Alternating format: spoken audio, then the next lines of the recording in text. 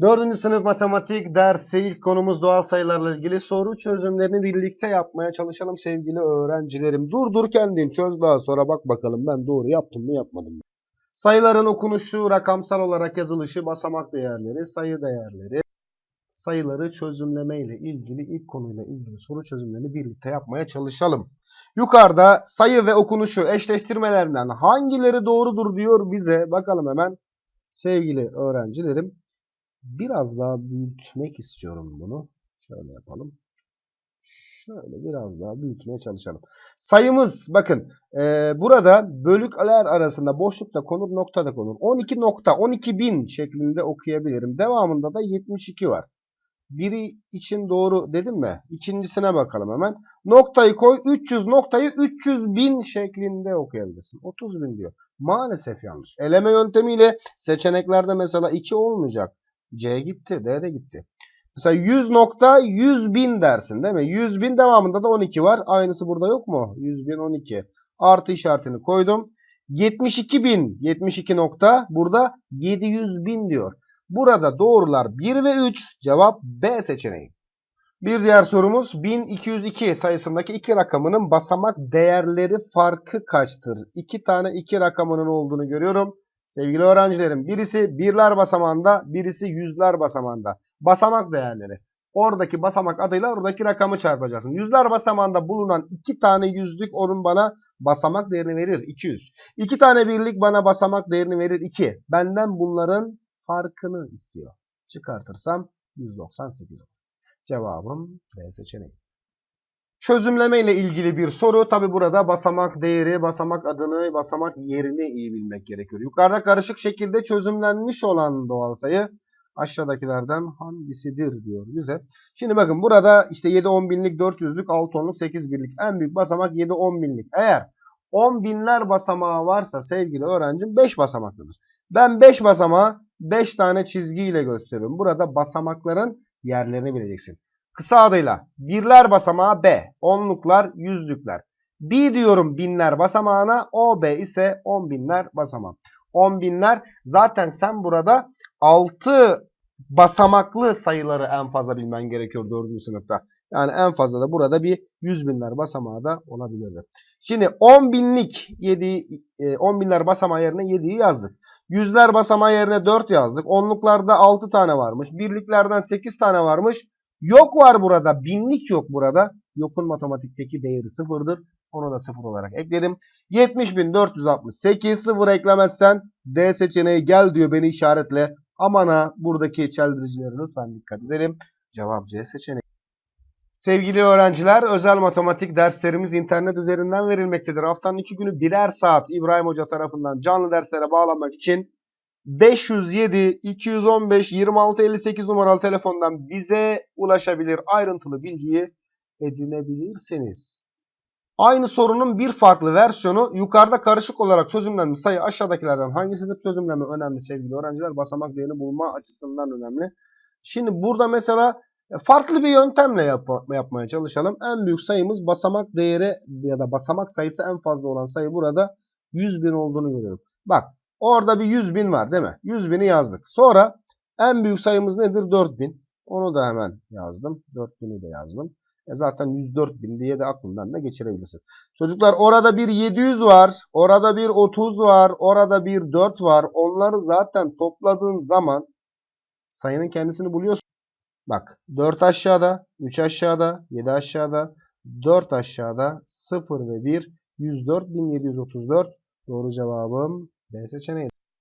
Bir diğer sorumuz tahtada okunuşu verilen sayı aşağıdakilerden hangisidir? 762.054. Biraz daha büyütmeye çalıştım. 762.054. Okunuşu verilen sayı rakamsal olarak yazmak istiyorsun ya. Sen oradaki 1000 kelimesinin altını çiz bakalım. Ona nokta de. 1000 eşittir nokta. 1000'in solunda ne var? 762. 762.000'i 762 nokta şeklinde yazabilirim. Birler bölümünde 3 tane rakam olmak zorunda. Ama baktığım zaman 54 2 basamaklı bir sayı. Önce 0 sonra 5 ve 4'ü eklemem gerekiyor. 762.054 doğru cevabım C seçeneğidir. Yine doğal sayılar ünitesinde konusunda bir alt konu sayıları karşılaştırma. Bu şekilde olduğuna göre M yerine yazılabilecek rakamların sayı değerleri toplamı kaçtır? Burada en önemli şey ortadaki işaret, küçüktür işareti. 2467'nin 2M13'ten küçük olması gerekiyor. Mesela ben buraya hani 467 diyor ya, ben burada 4 yazarsam sevgili öğrencim, 2467 2413'ten küçük değildir, büyüktür. O zaman ben buraya 4 yazamıyorum. Ben buraya 4'ten büyük bir sayı yazmam gerekiyor. Ben buraya 5 yazarsam mesela 2513, şöyle yapalım bak, şöyle. 2513, 2467, 2513'ten daha küçüktür değil mi? O zaman ben buraya 5 yazabiliyorum. 5'ten büyük sayıları da yazabilirim. 6 yazarım, 7 yazarım, 8 yazarım, 9 da yazarım. Benden bunların toplamını istiyorum. 5, 6, 11, 9 da burada 20, 15 de burada 35 topladığım zaman cevap B seçeneği. Yine doğal sayılar ünitesindeki bir alt konu verilen rakamlarla istenilen sayı oluşturma, büyük sayı, küçük sayı, 5 basamaklı, 4 basamaklı, çift sayı, tek sayı vesaire vesaire. 2, 4, 0, 8, 6 rakamlarını bir kez kullanarak yazılabilecek en küçük 4 basamaklı sayı kaçtır? Şimdi sevgili öğrencim, sen 4 basamaklı en küçük sayı oluşturmak istiyorsan, bak burada 5 tane sayı var. 5 tane rakam var. Sen en küçükleri seçmen gerekiyor. En büyüğü zaten çıkartırsan 2, 4, 0 ve 6'yı kullanacaksın. Burada senin yapman gereken küçükten büyüğe doğru sıralamak sayıları, ama sıfırı başa getiremezsin, yoksa basamak kaybolur. Sıfırdan sonraki küçük nedir? 2. 2'yi yazdın, sonra sıfırı yaz, sonra 4 ve 6'yı küçükten büyüğe doğru sıraladığında sonuca ulaşıyorsun. 2046 cevabım A seçeneğidir.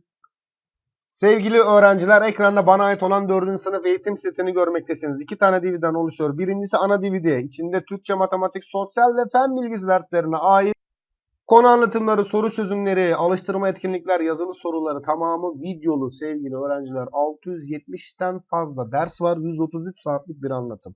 İkincisinde ise tamamı soru çözümü. Yine Türkçe, matematik, sosyal ve fen bilgisi derslerinden 165 adet ders videosu var. En az tabii ekledikçe üzerine ekliyoruz. 27 saatlik bir anlatım. Bana ait olan site ilköğretimvideo.com, buraya gelip 4. sınıf DVD'si ile ilgili, satın alacağınız DVD ile ilgili ayrıntılı bilgiyi edinebilir, siparişinizi verebilirsiniz. Bir diğer sorumuz K44, KK3 sayısındaki K rakamlarının sayı değerleri toplamı 21 ise basamak değerleri toplamı kaçtır diyor bize. Sevgili öğrenciler, 3 6 basamaklı bir sayımız. Şimdi birincisi, ikincisi, üçüncüsü K rakamlarının sayı değerleri toplamı 21 ise, yani 21'i ben 3'e bölerek buradaki K'nın değerini 7 olarak buldum. Bak burası 7. Burası da 7. Burası da 7 değil mi? Şimdi benden buradaki basamak değerlerini, bu 7'lerin basamak değerlerini soruyor. Şimdi istenilen 7. 4'leri istemiyor. 3'leri de istemiyor. Oradaki 4'ler yerine, 3'ler yerine zaten 0'ı yazdığında otomatikman basamak değerleri toplamını bulabilirsin. Basamak değerleri farkını bulamazsın. Ama bu şekilde sıfırları koyarak toplamını hesaplayabilirsin. 700.770 doğru cevap B seçeneğidir. Ve bir diğer sorum, 4 basamaklı bir ABCD sayısındaki rakamların basamak değerleri toplamı 3276 olduğuna göre bu ABCD sayısının rakamları toplamı kaçtır? Şimdi 4 basamaklı ABCD sayısı, basamak değerleri toplamının da 4 basamaklı olduğunu unutma. O zaman bunların ikisi birbirine eşit olması gerekiyor. Unutma, bir sayının basamak değerleri toplamı kendisidir. Yani bu ABCD dediğimiz sayı 3276'dır. Benden rakamları toplamını istiyor. Ne kadar kolay bir soruya dönüştü bir anda. 3, 2, 5. 7, 5 daha 12. 12'ye 6 eklersem 18. Cevabım C seçeneği. Seçenekler bak. 16, 17, 18, 19. Dikkat edeceksin evlat. Dikkat edeceksin. Ufacık bir hata seni 19'a sürüklediği anda yanlış yaptın. 17'ye götürdüğü anda yanlış yaptın. Matematikte kesin sonuç vardır. Bir artı söyledim, bir eksiğini söyledim. Yakınlaştım. Hoca bana puan verir mi? Maalesef vermez. Abaküslü sorular doğal sayıların vazgeçilmez sorularındandır. Karşınıza çıkma olasılığı çok yüksek. Yukarıdaki abaküsü gösterdiği sayı aşağıdakilerden hangisidir? Kolay da bir konudur.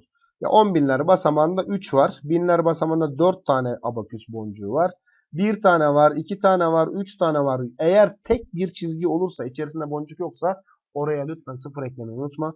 Noktayı yerine koyunca 34.123 sayısına ulaştım. Cevap 248.004 sayısının çözümlenmiş hali aşağıdakilerin hangisinde verilmiştir? Doğal sayılar ünitesinde karşına çıkabilecek her soru tarzını bu videoda sana göstermeye çalıştım sevgili öğrencim. Şimdi burada basamak adlarını bilmek gerekiyor öncelikle. Birler basamağı, onlar basamağı, yüzler basamağı, binler basamağı, OB 10 binler ve YB 100 binler basamağı. Bakalım hemen. 2 tane 100 binlik var burada sevgili öğrencim. 2 tane 100 binlik. 2 10 binlikten başlamış burası. Ele gitsin. 2 tane binlikten başlamış burası. Ele gitsin. 2 tane 10 binlikten başlamış burası. Ele gitsin. Daha bir bilgiyle doğru cevabı A seçeneği olarak bulduk. Çocuklar artı 4 tane 10 binlik var burada. 8 tane binlik var burada. Yüzler basamağı 0. Bunu çözümlemeye dahil etmene gerek yok. Çünkü 0 tane yüzlük zaten 0 eder. Dolayısıyla yazmasan da olur. 0 tane 10'luk 0 eder. Yazmasan da olur. Sonuna lütfen 4 birliği de eklemeyi unutma. Cevabım A seçeneğidir. 7000, 60 ve 100.000 ve 300 ve 4 şeklinde karışık bir şekilde çözümlenen sayı aşağıdakilerden hangisidir? Şimdi binlikler bak burada 100.000 var 7.000 var. 107.000 diyebilir miyiz buna? B ve D seçenekleri gitsin. Devamında da hani toplamasız da yapabilirsin bunu. Zihinden 300 var, 60 var, 364 de burada 364. 107.364 doğru cevap C seçeneğidir. Bir diğer etkinlik tarzında bir soru. 4, 3, 2 ve 9 rakamlarını bir kez kullanarak en küçük tek ile en büyük çift sayıyı yazalım diyor bize. En küçük tek sayı. Küçükten büyüğe doğru rakamları sırala. 2, 3, 4 ve 9. Sen küçükten büyüğe doğru sıraladığında birler basamağında 9 var. Dolayısıyla bu da aynı zamanda tek oluyor. En büyük çift sayıda ise büyükten küçüğe doğru sıralıyorum. 9'u, 4'ü, 3'ü ve 2'yi büyükten küçüğe doğru ok yönünde sıraladım. Birler basamağında 2 olması aynı zamanda bunu çift yapar. 498.817 sayısının birler bölüğündeki rakamların toplamı kaçtır? Birler bölüğü sağ taraftaki 8, 1 ve 7'den oluşuyor. Benden bunu oluşturan rakamların toplamını istiyor. 8, 1 daha 9. 7 de orada 16. Doğru cevap B seçeneği. Çiçeklerdeki rakamları bir kez kullanmak şartıyla yazılabilecek en küçük çift sayı kaçtır? Şimdi en küçük sayıyı oluşturabilmek için rakamları küçükten büyüğe doğru sıralıyorsun. 1 yazdım, 2 yazdım, 5 yazdın, 8 yazdın. En küçük sayıyı oluşturdum. Aynı zamanda benden çift olmasını istiyor. Baktığım zaman da zaten birler basamağında 8 var. Birler basamağında 0, 2, 4, 6, 8 olunca çift oluyor. 1258 doğru cevabım B seçeneğidir.